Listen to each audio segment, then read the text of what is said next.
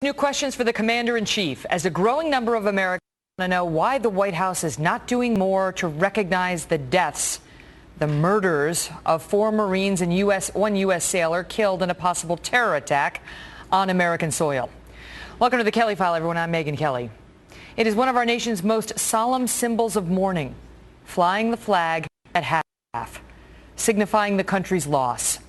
But tonight, 5 days after a gunman ambushed Marines at 2 military facilities in Chattanooga, and 72 hours after we learned that a 5th victim, a sailor, has died from his injuries, the White House flag has not been lowered.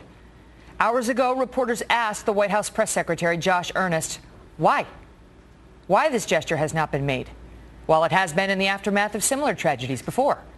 The White House provided no explanation.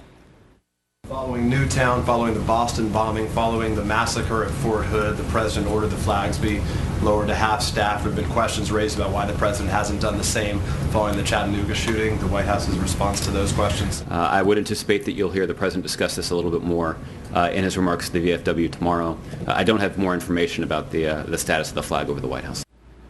Meanwhile, despite the lack of a proclamation from the president, some Americans are acting on their own. Mayor Sal Panto of Easton, Pennsylvania, decided Saturday to lower his city's flag, even though only a governor or a president can legally give that order. And across the country, ordinary citizens are showing up outside of military recruiting centers carrying their own legally licensed firearms, volunteering to protect the service members who are barred from carrying weapons by federal regulations.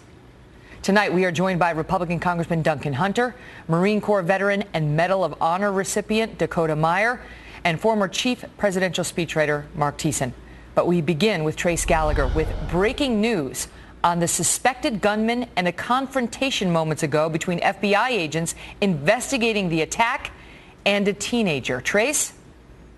Minutes ago, Megyn, FBI agents in Chattanooga were outside the apartment complex of an acquaintance of Mohammed Abdulaziz when suddenly a 15-year-old walked around the corner with an airsoft pellet gun and a pistol. He pointed them at the agents. They demanded he drop the guns immediately, and after some coaxing, he finally did.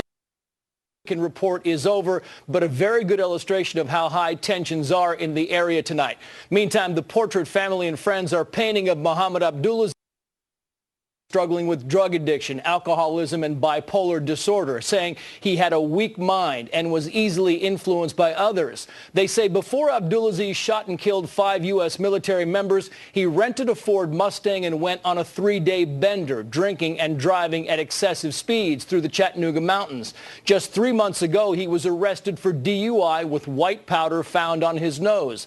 Abdulaziz's father says he sent his son to live with his grandfather in Jordan to get him away from non-Muslim friends who were a bad influence. But simply blaming depression and addiction would ignore growing evidence that Mohammed Abdulaziz also had some anti-American sentiments. For example, random writings from last year found in Abdulaziz's home are described to senior correspondent John Roberts as angry handwritten notes talking about suicide, becoming a martyr, and referencing the Middle East. Some also expressed displeasure with America and the war on terror. Investigators acknowledge they have no hard evidence linking him with any specific terror group, but they are still combing through his travel history amid reports that Abdulaziz may have also gone to Kuwait and possibly Yemen. Today, a member of the Senate Homeland Security Committee said this on Your World. Listen. There's a lot we don't know about Chattanooga yet, but what we do know is that the era we're entering is going to have a lot more of this, where soft targets are exploited by people who believe in killing in the name of religion. And a friend of Abdulaziz just told me moments ago he would often go shoot guns with him at a Chattanooga shooting range. He believes they shot guns that were used in the attack. Megyn. Trace, thank you. Joining us now, Mark Thiessen, who's a Fox News contributor and former chief presidential speechwriter for George W. Bush. Mark, good to see you tonight. Good to see you, Megyn. Does it mean anything? Does it mean something to have the White House flags, to have the order come that the flag should be flown at half-staff?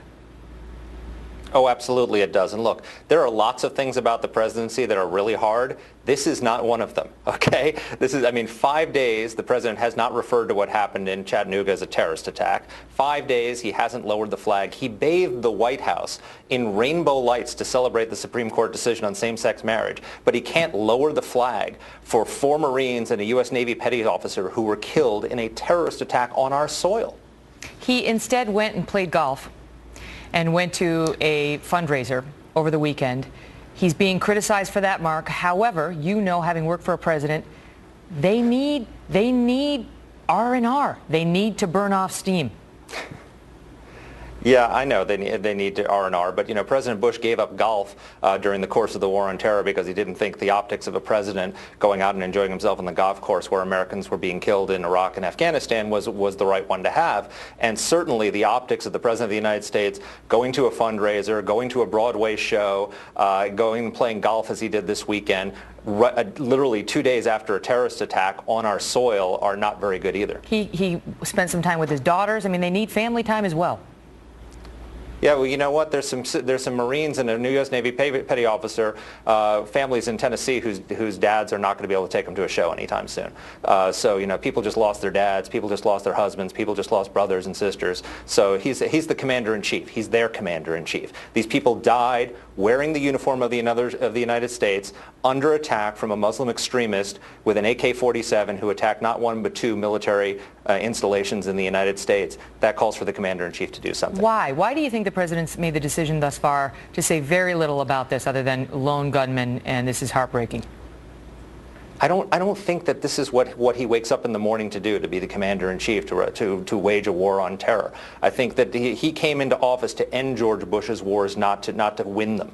And so he's uncomfortable with the role of commander-in-chief and the role of fighting this war. And so he wants these wars to end. He doesn't want to be the one who's leading the country in a time of war. But the fact is, war is being visited on us. It was just visited on us in Chattanooga, Tennessee, and it could be visited on us again. And he has to lead whether he wants to or not. He's getting hit for not calling this terrorism. The U.S. attorney said we're investigating this as an act of terrorism, but the president wouldn't go that far. His defenders say he's the commander-in-chief. He should be more judicious in his tone before we know exactly what happened. He shouldn't get out ahead of his skis. Yeah, that might be fair if it wasn't for the fact that there's a pattern here. So, you know, he called the Christmas Day bomber an isolated extremist. He referred to Benghazi as being over an internet video. The attack on a Paris kosher deli by Muslim extremists was a random act of violence. So there's a pattern here of downplaying terror. And again, I think it's because this is not what he wants to get up in the morning and do. This is not what he came to office to do. He didn't come to office to be the commander-in-chief at a time of war. He came to end wars and transform America.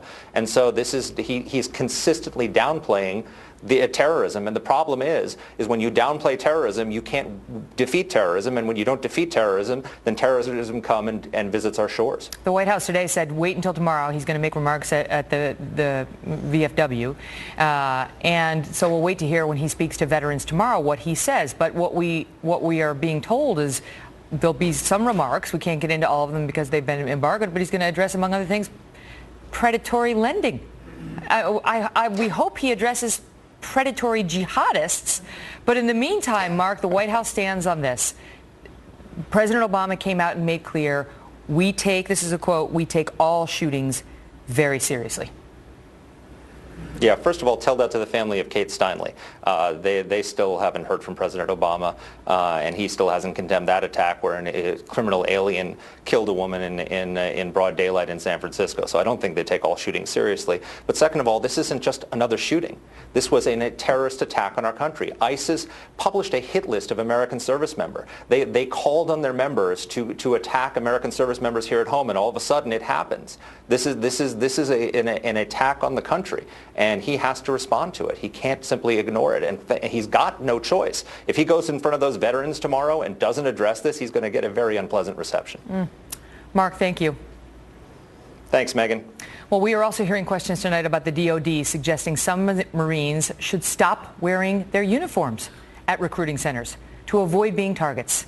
Medal of Honor recipient Dakota Meyer has some thoughts on that, and so does Congressman Duncan Hunter, who's actually doing something to protect our men and women in uniform. Next. Plus, a dramatic new push to claw back hundreds of millions in tax dollars from